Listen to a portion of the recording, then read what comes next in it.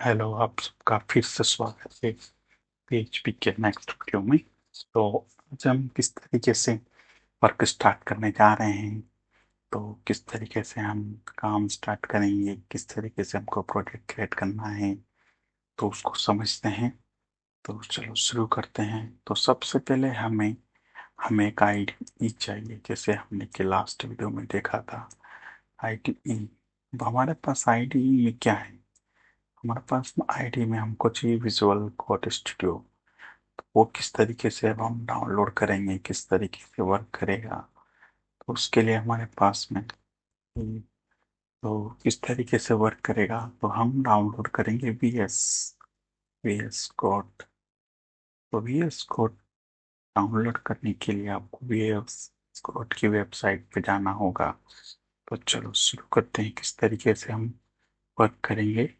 तो सबसे पहले आपको यहाँ पर टाइप करना होगा वी एस कोड। जो हम जैसे कि हम क्लाइंट साइड से रिक्वेस्ट कर रहे हैं, तो VS कोड पे जाने पर सबसे पहले आपको लिंक मिलेगी, यहाँ जाना है। यहाँ पर आपको दिख रहा है डाउनलोड फॉर विंडोज पे क्लिक करना है। क्लिक करते ही आपके पास क्लिक करते ही आप इसको डाउनलोड कर सकते हैं। तो मैंने इसको सेव किया, तो करते ही ये डाउनलोड हो गया है। ठीक है, तो ये डाउनलोड हमारा कंप्लीट हुआ। हम जाएंगे यहाँ पर और यहाँ पर हम क्लिक करेंगे डबल टैप, और इसे ही ओपन होगा। तो ये टर्म एंड कंडीशन आपको पढ़ना है, पढ़ लीजिए क्या तरीके से रूल है, क्या है। उसके बाद आपको एक्सेप्ट करना है, आपको नेक्स्ट दबाना है। नेक्स्ट दबाने का आपको चूज करना है लोकेशन। तो मैं डिफॉल्ट लोकेशन पे इंस्टॉल करना चाहता हूँ, मैं नेक्स्ट दबाऊंगा, क्लिक करूंगा डेस्कटॉप आइकन और मेन्यू, सभी चीज़ें ऑप्शन में चेक करूंगा। इंस्टॉल इंस्टॉल होते ही तो टाइम लगेगा, तब तक मैं वीडियो को, ये हमारा इंस्टॉल हो चुका है। मैंने इसको फिनिश करके लॉन्च कर दिया है। तो हमारा कुकी कोड स्टूडियो ओपन हो चुका है। मैं इसको बंद कर देता हूँ और हम स्टार्टिंग से चलते हैं। तो हम देख रहे हैं कि ये मेरा फोल्डर है, इसमें मुझे इसको ओपन करना है। मैं इसमें गया, राइट क्लिक किया यहाँ से। तो अगर इस तरीके से नहीं आ रहा है तो आप इसको, अगर इस तरीके से नहीं आ रहा है तो आप सीधे कोड को ओपन करें और जाएं, ओपन न्यू फोल्डर करें, डेस्कटॉप पे जाएं, इस फोल्डर को सिलेक्ट करें और ओपन करें। बाकी जो दूसरी चीजें हैं वो बंद हो जाएगी। मैं जाके अब यहाँ पर मुझे क्या करना है, सबसे पहले मुझे देखना है कि हम फाइल किस तरीके से क्रिएट कर सकते हैं। तो हम यहाँ फाइल का है, फोल्डर का है और रिफ्रेश का ऑप्शन है।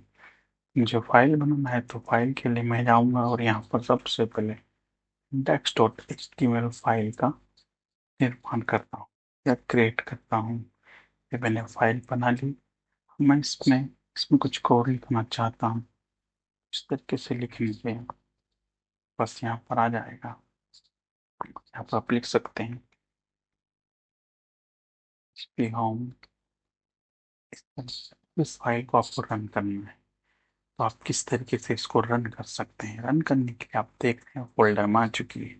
तो जैसे ही मैंने रन किया अभी आपको कुछ नहीं दिख रहा है, और इस फाइल को आप देख रहे हैं ये किस तरीके से रन हो रही है। ये रन हो रही है आपकी यहाँ से ब्राउजर से। तो अब इस फाइल, ये आपके लोकल पे है और कहाँ रन हो रही है आपके ब्राउजर पे, लेकिन आपको भी कुछ नहीं दिखाई दे रहा है। लिखने के लिए हमें क्या करना पड़ेगा, यहाँ जाके हमें कुछ H1 टेक का इस्तेमाल करता हूँ। ये सारे HTML कोड है, ठीक है। जैसे मैंने लिखा और यहाँ जाके फिर से रिफ्रेश किया तो मेरे पास देखिए मेरा प्रोग्राम, बट ये कैसे चल रहा है, ये ब्राउजर साइट है, मतलब क्लाइंट साइट है, इसका कुछ सर्वर से लेना देना नहीं है। तो हमारा कोड चलाना है PHP का। तो सबसे पहले जैसे ये HTML फाइल है तो ये हमारी क्लाइंट साइड फाइल हो चुकी है। लेकिन अगर हमें PHP फाइल चलाना है तो क्या PHP फाइल हम सीधे चला सकते हैं? चलो देखते हैं। सबसे पहले मैंने बनाई index.php फाइल।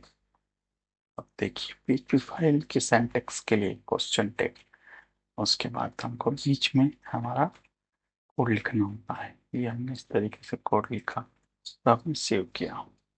ठीक है, अब इस फाइल को हम देखते हैं कि क्या ये रन होगी। फिर इस फाइल पे मैं क्लिक करता हूँ, तो इस तरीके से यहाँ ओपन हो जाती है, बट नहीं होती है। क्या मैं इसको सीधे ब्राउजर पे कॉल कर सकता हूँ? तो मैं ट्राई करता हूँ कि ब्राउजर पे कॉल हो।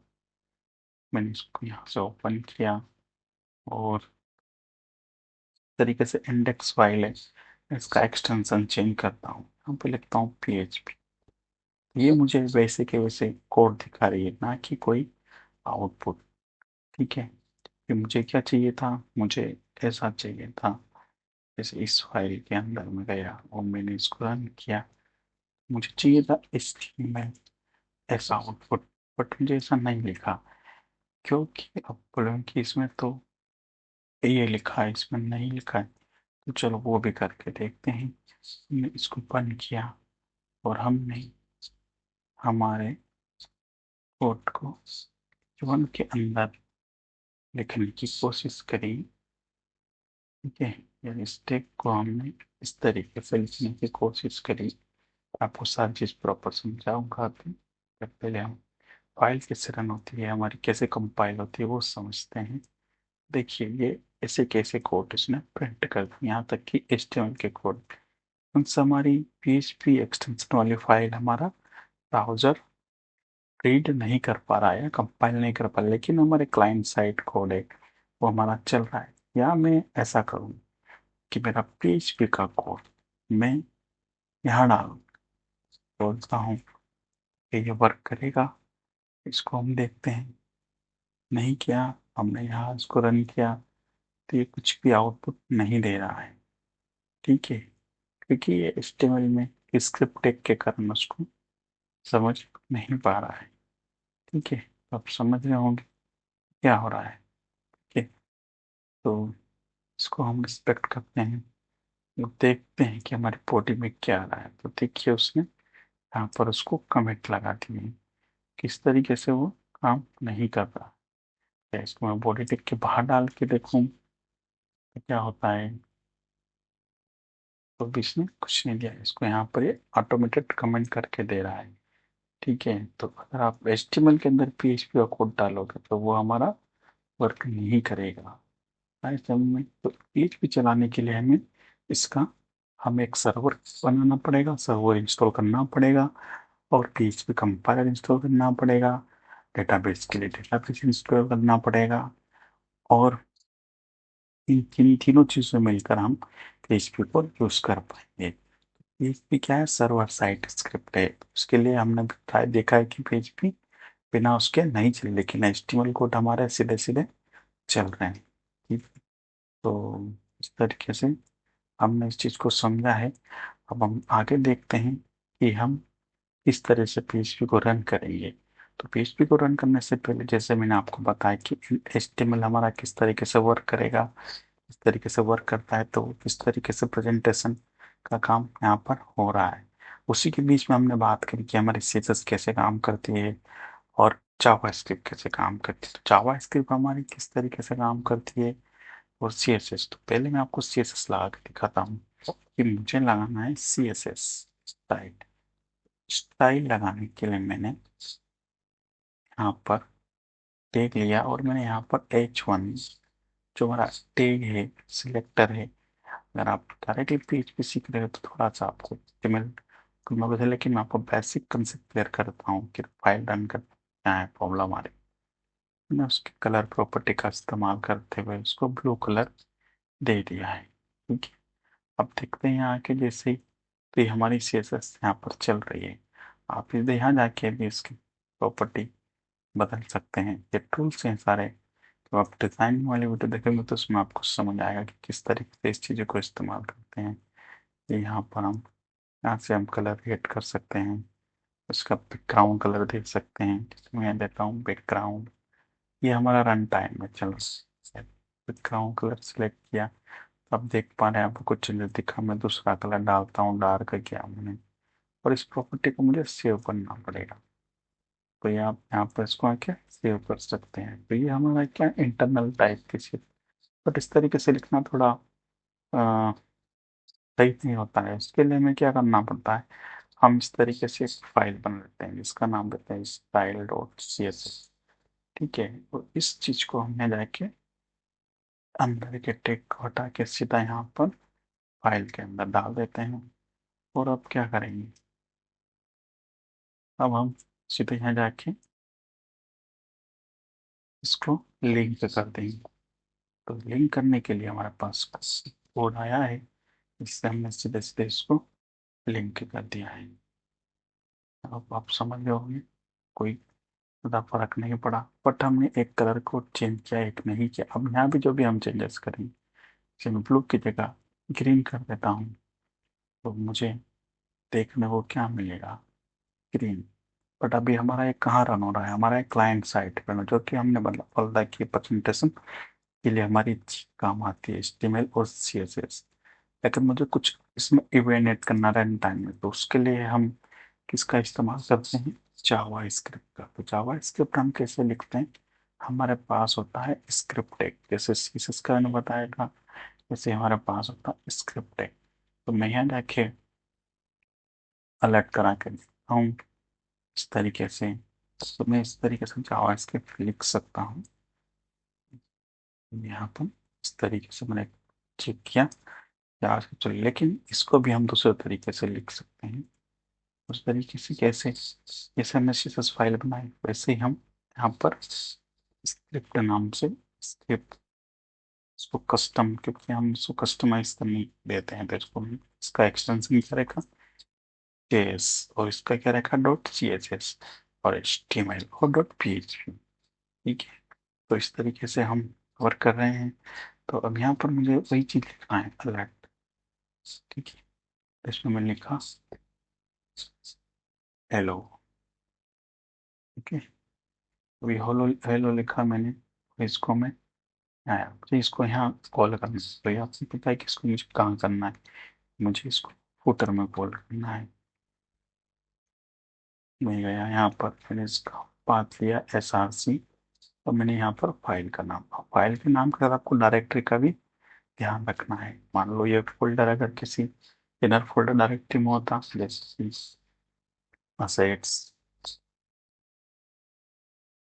असेट्स के अंदर हम इसको मोर क्लियरफाई बना सकते हैं, जैसे आपको सिखाया गया होगा। यस CSS इसमें रखना है, उसके बाद आपको इसी के अंदर ये सेलेक्ट पेज करना है। तो इस तरीके से और जो अपने HTML डिजाइन बनाया होगा उसमें आपको सब चीज़ें बताई गई। इसको इसे उठा के यहाँ डाल देता हूँ।